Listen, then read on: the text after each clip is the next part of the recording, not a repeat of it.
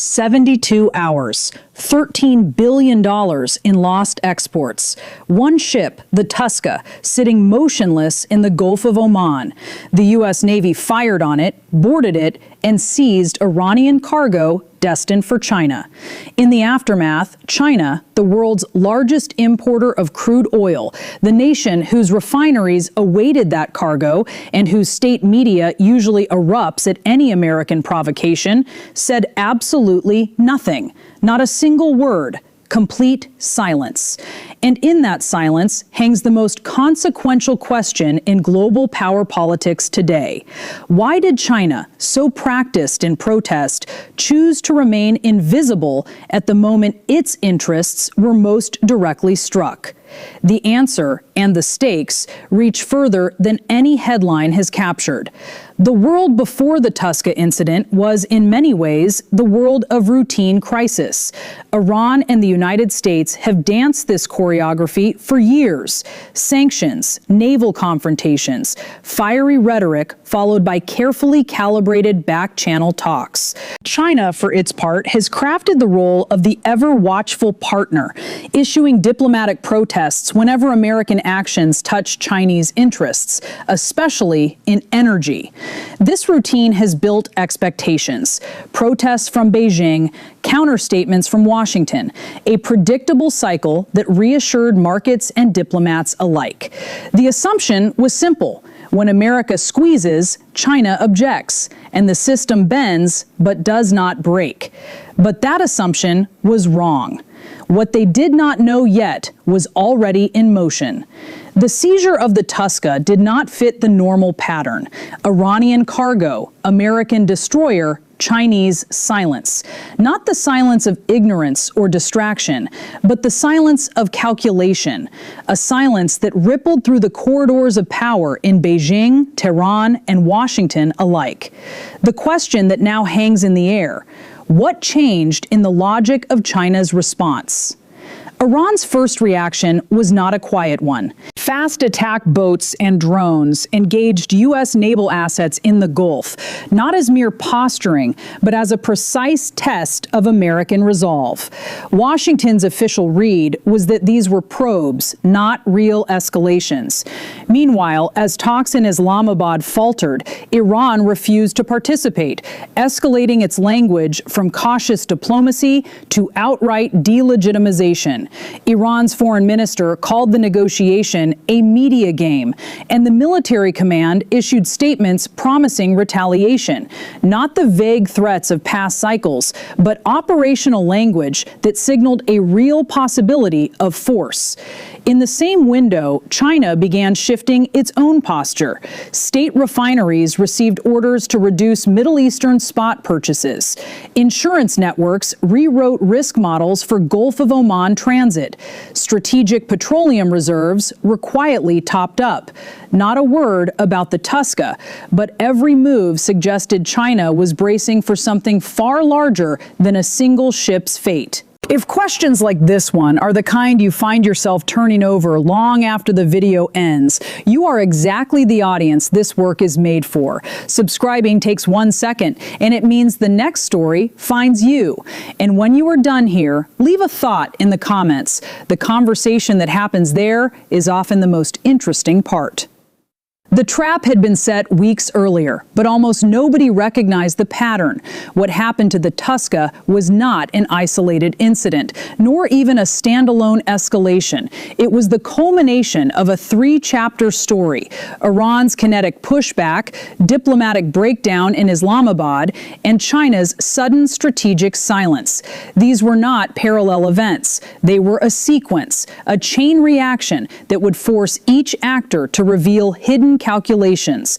The United States, confident in its doctrine of maximum pressure, believed that tightening the economic noose would force Tehran to the table on Washington's terms. The theory seemed elegant: squeeze hard enough and surrender becomes the rational choice. But history tells us that maximum pressure applied to a regime already cornered and convinced that surrender equals elimination produces not negotiation, but the most most dangerous move still available. The last time this pattern played out at scale, it was July 1941. The U.S. imposed a total oil embargo on Japan. 80% of Japanese military fuel vanished overnight. On the surface, Tokyo negotiated, sent diplomats to Washington, exchanged proposals. Beneath that surface, Japan turned its economy inward, rerouted industry toward war, and made the fateful decision that would end in Pearl Harbor. The signals were there for anyone who looked. The economic inward turn, the shift from diplomatic language to operational planning, and critically, the silence of partners who understood the gravity of what was coming. Today, Iran signals echo that history. The economy is closing off. Exports are being redirected inward. The military command speaks not in political code, but with operational intent. And China, the indispensable partner, remains silent, just as the world's attention drifts to the next crisis. Yet the story has a second layer, one that creates a dangerous false summit.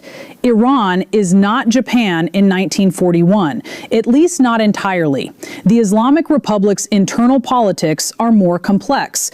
A genuine diplomatic faction exists. 70 negotiators spent 21 hours in Islamabad, moving 80% of the way toward a deal. The Steelman argument, one that must be taken seriously, holds that Iran's refusal is not final, that the Tusca seizure was a shock but not a permanent rupture, and that if America offers even a minor concession, the diplomatic balance in Tehran could shift back. Iran's central bank estimates a 12-year reconstruction is needed. That is a powerful argument for peace. The Libya path, as it played out for Gaddafi, remains possible. But what the Steelman cannot account for is the core variable: trust. The gap between 80% and a deal is not technical. It is existential. Every sanction, every seizure, every threat since Islamabad has confirmed the hardliners' argument. The window is closing faster than anyone realized. There would be no second chance to correct this. What came next would prove that everything the analysts had assumed about this situation was built on a foundation that was already crumbling. China's silence is not passive. It is not the absence of policy, but policy itself. In the sequence of events, China pressing Iran to open Hormuz, America refusing to reciprocate, Iran closing it again, America seizing the Tusca, China going silent, each move revealed a recalculation. China wants a negotiated outcome, but only if it produces unblockable access to Gulf oil and leaves Iranian sovereignty intact. If not, China's strategy is to outlast the crisis, drawing on its 1.2 billion barrels of strategic reserves built over a decade from sanctioned Iranian and Russian crude. In either scenario, China wins. If a deal is reached, China emerges as the indispensable broker. If Hormuz closes and oil markets convulse, China is the only major power fully prepared to weather the storm. That silence about the Tusca is not uncertainty. It is a signal. China has already decided which outcome is more likely. That single decision set off a chain of events that most observers still have not fully mapped, and the consequences are still unfolding today. The breaking point is approaching fast. If Iran's diplomatic faction cannot reassert itself before the ceasefire expires on Wednesday, the IRGC may act on its threats. The Strait of Hormuz, through which 20% of the world's oil passes, could become impassable. Iran's fast attack boats and mine-laying capabilities pose a threat that U.S. naval planners openly admit is nearly impossible to neutralize quickly. Simultaneous proxy actions in Yemen and Lebanon could disrupt 30 to 40% of global seaborne trade. The economic shockwaves would be immediate and severe. American officials have already said that if Iran does not comply, every power plant and bridge could be destroyed, an escalation that would force the Iranian regime into a do or die calculation. As of this morning, satellite imagery shows Iranian tunnel entrances being cleared, front-end loaders and dump trucks at work underground. The preparations are physical, not theoretical. The window for de-escalation is closing by the hour. The ledger of loss and consequence is already being written. $13 billion in Iranian petrochemical exports have been redirected inward, a move that will hit both state revenues and the wider region's supply chains. 25 tankers have been turned back by the blockade, yet 97.6% of Iranian oil at sea, 157.7 million barrels, is still heading to China. American maximum pressure has forced adaptation, not capitulation. China's dark fleet and yuan payment networks are bypassing the very sanctions architecture Washington once relied on. The Strategic Petroleum Reserve, 1.2 billion barrels, gives China 4 months of cover in a total Gulf shutdown. Iran's economic hardship is real, but it is not total. The balance point is precarious. Enough pain to provoke a dangerous move, not enough to force surrender.